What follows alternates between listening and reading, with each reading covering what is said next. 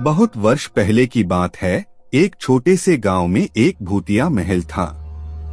इस महल का राज था कि जिसने भी वहां कदम रखा उसका कुछ ना कुछ बुरा होता था। लोग कहते थे कि रात को महल में अजीब अजीब आवाजें सुनाई देती थीं और वहां रहने वाले लोग अचानक गांव से गायब हो जाते थे। इस महल के बारे में कई किस्से होते थे, लेकिन एक दिन गांव का एक युवक विक्रम नामक ने तय किया कि उसे इस महल का सच जानना है। वह गांव वालों से बहुत सारे किस्से सुनता था, लेकिन उसका मन नहीं भरा था। उसने अपने दोस्तों को साथ लिए और महल की ओर बढ़ते हुए अछूत बनाई। रात के समय महल और भी डरावना लग रहा था।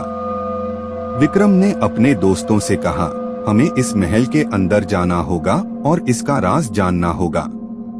उन तीनों ने महल के प्रवेश के लिए तैयारी की और धीरे धीरे महल के अंदर बढ़ते हुए जब वे एक कमरे में पहुंचे, वहां से अचानक एक आवाज आई, तुम यहाँ क्या कर रहे हो? तीनों को धराशायी हो गई और उन्होंने देखा कि वहां एक पुराने साधु बैठा हुआ था। साधु ने कहा, तुम्हें यहाँ आने की आजमाइश की है और तुम यहाँ सच्चे इरादे से आए हो। विक्रम ने साधु से कहा, हाँ, हम यहाँ का राज जानने आए हैं। साधु ने कहा, तुम्हें यहाँ के राज का पता करने का शौक है तो तुम्हें एक कठिनाई का सामना करना होगा। वह साधु ने उन्हें बताया कि महल का राज यह है कि वहाँ के राजा की पत्नी एक बहुत ही सुंदर और खूबसूरत रानी थी, जो अपनी खूबसूरती के लिए मशहूर थी।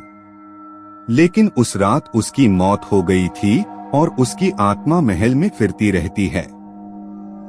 राजा ने अपनी पत्नी की मौत के बाद सुख नहीं पाया और उसकी आत्मा ने महल को भूतिया बना दिया था। साधु ने कहा, अगर तुम रानी की आत्मा को शांति दिला सकते हो तो महल फिर से नहीं भूतिया रहेगा। तीनों ने तय किया कि वह यह कार्य करेंगे और साधु ने उन्हें एक विशेष शांति क्रिया का आयोजन करने के लिए बताया।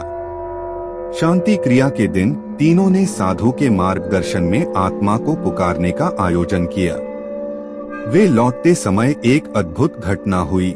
रानी की आत्मा उनसे बातचीत करने लगी। रानी ने कहा, मुझे शांति नहीं मिली है क्योंकि मेरा मन अभी भी दुखी है। तीनों ने रानी की बातें सुनी और समझी कि रानी का दुख उसकी मौत की वजह से है। उन्होंने रानी से पूछा, तुम्हारा दुख कैसे दूर हो सकता है? रानी ने कहा, मेरा दुख इसलिए है क्योंकि मेरे पति ने मेरे प्यार की कदर नहीं की थी। तीनों ने फिर से राजा की आत्मा को पुकारा और उससे पूछा कि क्या उसकी पत्नी के प्रति उसका दिल शुद्ध है और क्या वह उसके प्यार की कदर करता है। राजा ने भी अपनी गलतियों को स्वीकार किया और रानी की आत्मा से माफी मांगी। यह सुनकर रानी की आत्मा को भी शांति मिली और महल का माहौल भी बदल गया। साधु ने उन्हें धन्यवाद दिया और कहा, तुम लोगों ने इस महल को शांति मिला दी है। विक्रम और उसके दोस्त बहुत खुश थे कि उन्होंने भूतिया महल के राज को खुलासा किया और उसे शांति प्रदान की। वे गांव लौटे और उनकी कहानी ने गांव वालों में आश्चर्य और आत्मविश्वास बढ़ाया। इस कहानी से यह सीखने को मिलता है कि किसी भी समस्या का समाधान शांति और माफी की बातें हो सकती हैं। इरादे से किया गया कार्य हमेशा सफल होता है।